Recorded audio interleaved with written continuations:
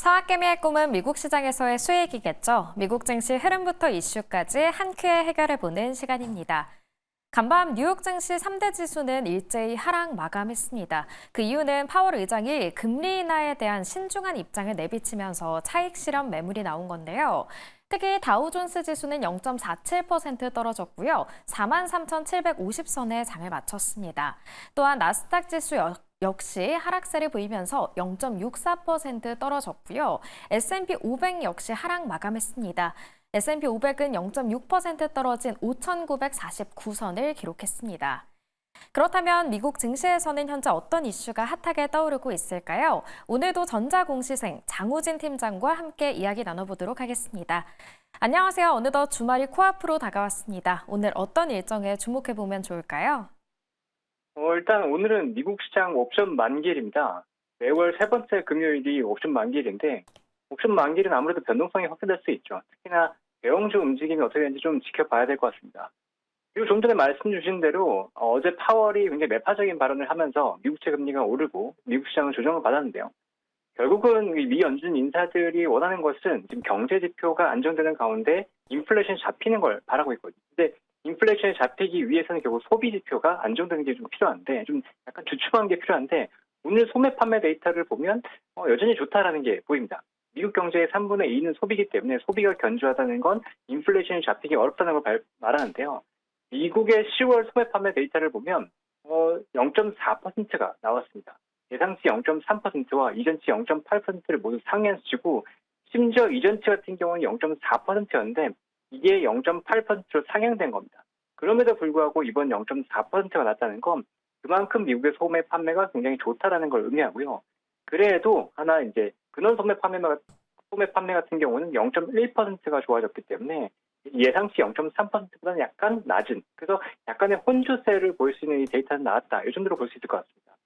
추가적으로는 미국의 수입 수출입 물가지수 발표됐는데 미국은 수입을 많이 하는 국가죠. 또 소비를 이제 생각한다 그러면 역시나 수입 물가지수가 굉장히 중요한데 수입 물가지수가 0.3%가 전년 동기 대비해서 올랐습니다. 예상치가 마이너스 0.1%였기 때문에 이 역시도 미국의 인플레이션은 여전히 좀 강하다라는 것들을 보여주고 있거든요. 그걸 감안한다고 하면 미 연준 인사들의 매파적인 발언은 조금 더 이어질 수 있고 그렇다고 하면 미국 국채 금리 같은 경우는 조금 더 상승할 여지가 있지 않나 이렇게 보입니다. 네, 오늘 미국의 옵션 만기일이기 때문에 변동성이 있을 수 있다라고 이야기해 주셨는데요. 계속해서 시장의 흐름 지켜봐야겠습니다. 이어서 중국으로 가보겠습니다. 중국 인민은행이 5년 만에 최대 규모의 일일 유동성을 공급했다고요?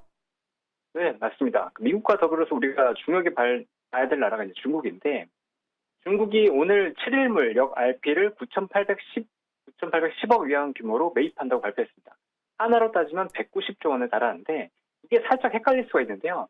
사실 이제 역 RP라고 한다 그러면 시중의 유동성을 흡수한 역할을 합니다. 이게 한국과 미국 같은 경우는 역 RP를 이제 이렇게 볼 수 있는데 중국의 역 RP 같은 경우에는 반대로 한국이나 미국의 RP 매입과 동일합니다.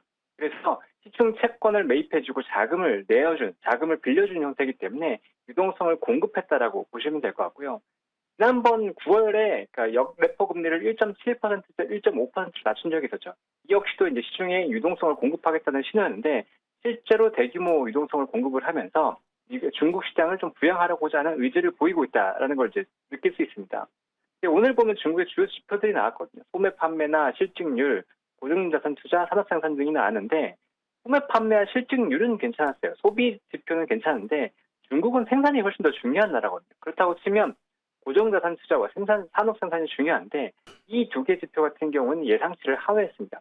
그러니까 중국 당국에서도 아마도 이런 지표들의 부진, 혼조세를 보면서 부양책을 좀 낸 게 아닌가 싶고 이 부양책에도 불구하고 상해 지수는 좀 빠졌거든요. 1.45%가 하락했기 때문에 당장 이 정도의 부양책으로는 중국이 좀 올라가기 힘들 것 같고 추가적인 구체적인 좀 부양책이 나와주는 게 필요할 것 같긴 합니다.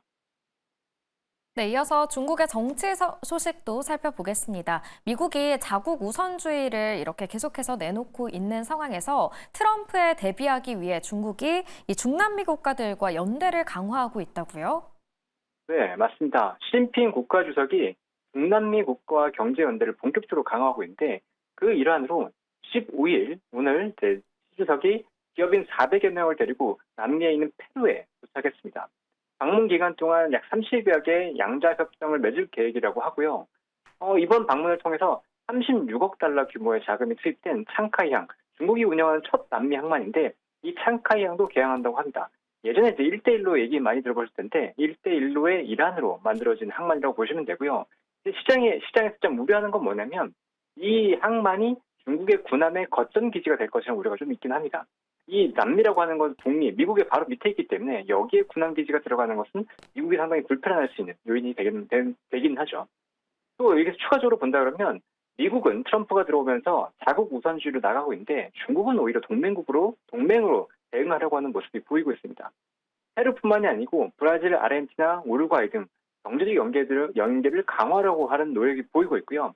이 중남미 국가 같은 경우는 예전에는 미국과의 관계가 굉장히 컸는데 지금은 중국 비중이 더 올라가고 있어요. 그래서 이런 나라들과의 교육을 확대를 통해서 중국의 영향력이 커진다고 하는 것은 미국이 충분히 견제해야 될 부분인데 이것을 이제 관세나 이런 걸 통해서 압박하려고 하는 미국이 스탠스를 좀 바꿀 수 있을지 좀 지켜볼 부분입니다. 네, 중국과 미국의 상황 계속해서 지켜봐야겠습니다. 이 트럼프 당선인이 승리를 거머쥐고 난 후에 많은 변화가 있는데요. ETF 시장에서도 대규모 자금이 이동하고 있다는데 관련 내용 소개해 주시죠. 네, 지금 시장은 패시브머니라고 하는 ETF의 자금이 굉장히 중요한데요. 트럼프가 당선되고 나서 금융, 중소형주, 소프트웨어 ETF 쪽으로 자금이 뚜렷하게 들어오는 모습이 보이고 있습니다. 특히나 최근에 보면 소프트웨어 쪽으로는 자금이 많이 들어오고 반도체 쪽으로는 자금이 나가고 있거든요. 그러니까 AI 축이 기존의 인프라 투자에서 이제는 서비스로 전환되고 있음을 명확하게 보여주는 시그널이라고 생각하고 있습니다. 여기와 더불어서 보면 당선 확정 후에 일주일간 가장 많이 자금이 유입된 섹터가 XLS라고 금융 쪽입니다. 그리고 더불어서 중소형주 중심의 iShares 러셀 2000, IWM 쪽으로도 순이익이 굉장히 급증했어요. 그러니까 소프트웨어, 그다음에 금융, 중소형주 쪽으로 자금이 들어온 게 보인다는 건데 특히나 중소형주 같은 경우에는 지난 트럼프 1기 때도 대형주 대비해서 좋은 성과를 내기 때문에 조금 더 관심을 둘 필요는 있을 것 같습니다. 네, 오늘 도미노 피자의 주가가 프리마켓에서 오르고 있는데요. 아무래도 워런 버핏이 애플을 팔고 이 도미노 피자의 주식을 사들였기 때문이죠. 네, 맞습니다. 워런 버핏의 지금 투자 방법을 보면 아까 말씀드렸던 ETF와는 좀 다른 모습들을 보이는데 일단 3분기 상황을 보면 애플과 뱅크 오브 아메리카 지분을 굉장히 축소했다라는 모습을 보였습니다. 그리고 현금 보유액을 늘리고 있죠. 이 와중에 도미노 피자와 풀코퍼레이션이라는 회사는 신규 투자를 늘렸는데요. 이들 회사들 같은 경우에는 올해 성적이 굉장히 좋지 않았습니다. 시장의 자금 흐름과는 분명히 다른 형태의 투자를 하고 있다는 걸 보여주고 있고 오히려 시장에서 핫한 게 아니고 시장에서 주목받지 못하고 있지만 앞으로 좋아질 만한 기업들을 고르고 있다는 것들을 이제 확인할 수 있는 부분이죠. 그래서 워렌 버핏의 자금이 들어온 이 두 개 회사에 대해서는 시간 내 매매에서도 굉장히 좋았고 지금 장준에서 좀 효과가 좋은 것으로 확인이 되고 있습니다. 네, 워런 버핏이 이 현금 보유액을 늘리고 있는 상황에서 도미노 피자를 매입하면서 화제가 되고 있는 것 같습니다. 끝으로 기술주들의 약세에서도 팔란티어는 오늘도 상승세를 보이고 있습니다. 이 팔란티어가 새로운 변화를 꾀하고 있다는데 어떤 변화죠? 현재 팔란티어는 뉴욕 증권거래소에 거래되고 있습니다. 그런데 나스닥으로 이전 상장 계획을 발표했고요. 이 소식에 시간의 주가가 3.6% 상승하는 모습을 보였습니다. 팔란티어 같은 경우는 AI 소프트웨어의 대표주자라고 볼 수 있고 AI 기반 데이터 분석 소프트웨어 수요가 계속 증가하면서 실적도 좋아졌고 올해 주가도 257%나 올랐거든요. 그러니까 AI 관련된 소프트웨어 대표주자라고 볼 수 있는데 아까 말씀드렸듯이 ETF 자금도 지금 소프트웨어 쪽으로 들어온다고 말씀을 드렸잖아요. 여기에 추가로 팔란티어가 이제 뉴욕 증권 거래소에서 나스닥으로 간다 그러면 나스닥 100에 포함되기 때문에 나스닥 100 관련 ETF 자금도 추가적으로 들어올 수가 있게 됩니다. 그러니까 결론적으로 보면 팔란티어 같은 경우에는 AI 소프트웨어 플러스 나스닥 100의 자금도 추가로 들어오면서 추가적인 상승을 기대할 수 있지 않나 이렇게 생각이 됩니다. 네, 오늘 말씀은 여기까지 듣도록 하겠습니다. 지금까지 전자공시생 장우진 팀장과 함께했습니다.